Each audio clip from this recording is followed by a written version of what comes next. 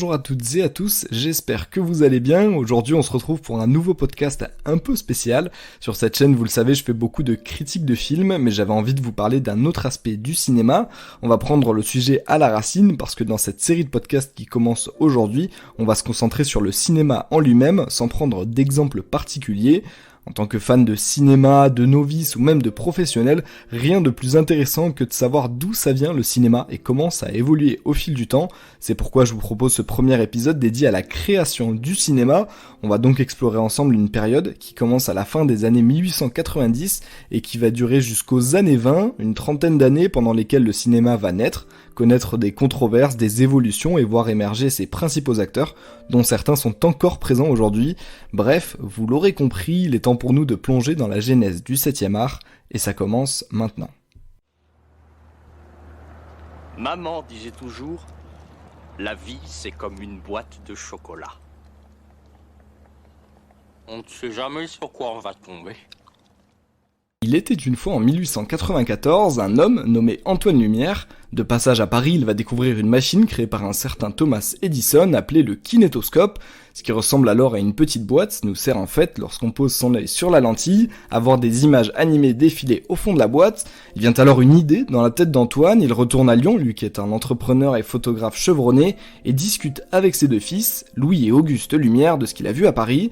Tous trois se mettent alors en quête de plus, d'une idée comme une vision améliorée de la machine d'Edison.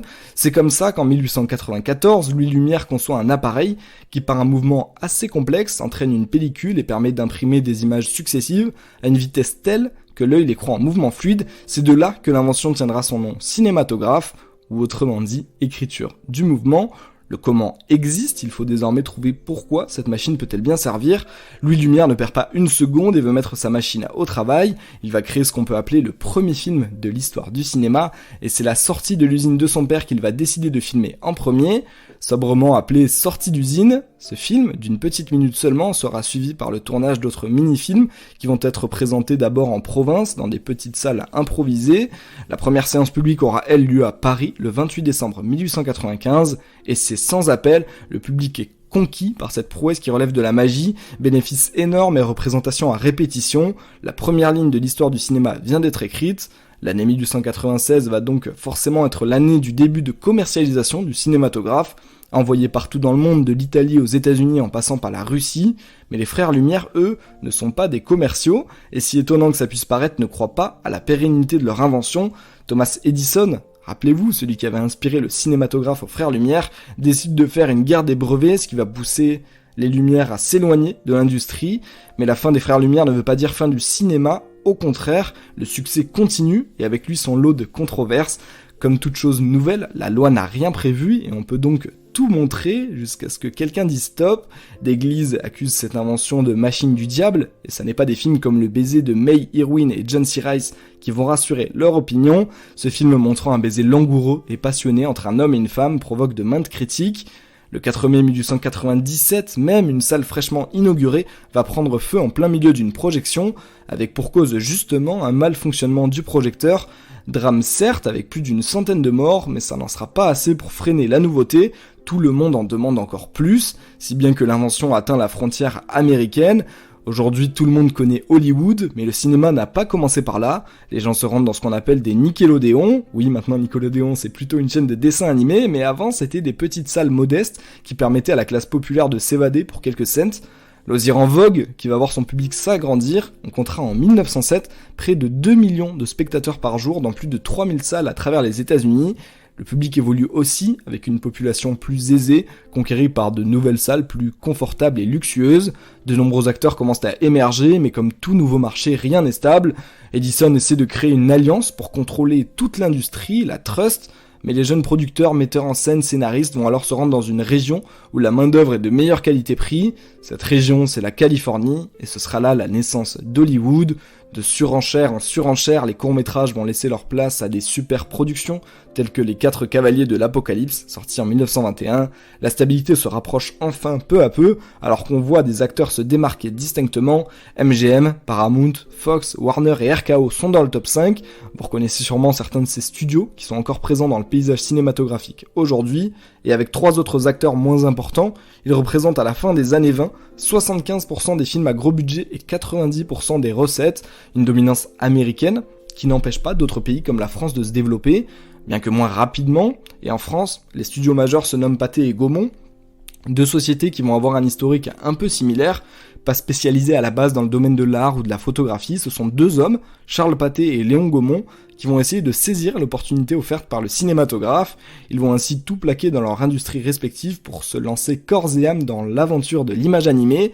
Mais voilà, pour vendre une invention qui n'est pas la nôtre et qui est toute nouvelle, parce qu'on parle d'un objet disruptif qui crée un nouveau marché, c'est difficile. La solution, c'est alors d'investir dans la production de contenu, à montrer avec ce cinématographe à quoi ça peut bien servir, il faut qu'il leur montre.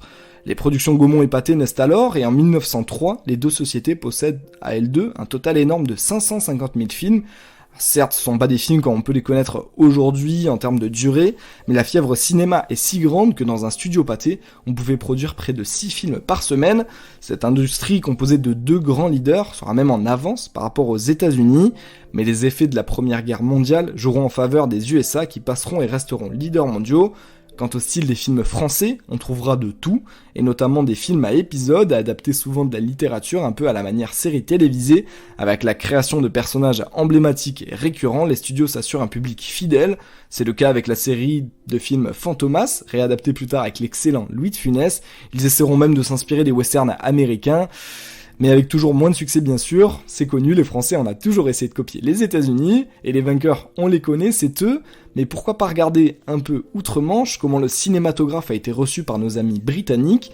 Le lancement est comme partout en Europe, fulgurant, avec l'apparition même de ce qu'on appellera l'école Brighton, désignant l'origine de 2 pionniers importants en Angleterre. L'avantage pour le Royaume-Uni, c'est que Edison était anglais et que lui et l'écossais Dixon créent 2 appareils semblables au cinématographe, que sont le kinétographe pour filmer et le kinétoscope pour diffuser. L'inconvénient, c'est que le cinéma anglais souffre d'une terrible comparaison avec le cinéma américain. La langue commune fait que les talents anglais sont attirés par Hollywood. En 1925, 95% des films diffusés sont américains. L'Angleterre vit des années sombres et s'en remet à l'installation de quotas pour la diffusion et création de films britanniques pour sauver le peu de savoir-faire qu'il reste. Un génie, jeune mais brillant, viendra tout de même à la rescousse du pays. Il deviendra avec le temps l'un des plus grands réalisateurs de l'histoire du 7e art. Son premier film sortira lui en 1929, son nom, Alfred Hitchcock. C'est incroyable. Oui, c'est incroyable. Parce que ce ne sont, en fin de compte, que des images figées qui sont séparées par des zones d'ombre. Mais il se trouve que notre nerf optique a un défaut. Alors, si je fais défiler le film à 24 images par seconde, on ne voit plus aucune zone d'ombre. En Europe, la France et l'Angleterre ne sont pas les seuls pays à tirer parti de l'invention des frères Lumière. Les pays nordiques ont leur génie, avec Stiller et Sjöström, mais ça ne sont pas les seuls à se démarquer par leur style particulier. L'Italie se spécialise, elle, dans le film spectaculaire, représentant souvent des scènes historiques, comme avec le film Les Derniers Jours de Pompéi. Ce film, et plein d'autres, créeront le genre du péplum. Les États-Unis commencent même à investir dans les productions italiennes, car ce sont elles qui sont vraiment la continuité entre le théâtre et le cinéma, même code, mais technologie nouvelle. La Première Guerre mondiale ne va pas affaiblir l'industrie, mais sa chute arrivera quelques années plus tard, en 1923, car désormais Mussolini est au pouvoir et le pays n'est plus le même. Symbole de cette chute, c'est désormais à Hollywood que les meilleurs péplums seront faits, à l'image des 10 commandements sortis en 1923 jusqu'au célèbre Gladiator de Ridley Scott avec Russell Crowe sorti en 2000. L'âge d'or italien suivi de sa chute est un parcours encore différent, suivi par le cinéma, et là où le péplum était le genre phare de l'Italie, l'Allemagne, elle, a inventé autre chose. Avec un développement plus tardif, aux environs de 1910, la tendance est à l'expressionnisme. Cet expressionnisme est traduit par une tradition romantique inspirée de la littérature, qui n'hésite pas à aller plus loin que le simple divertissement très critiqué à l'époque, en utilisant une vue subjective.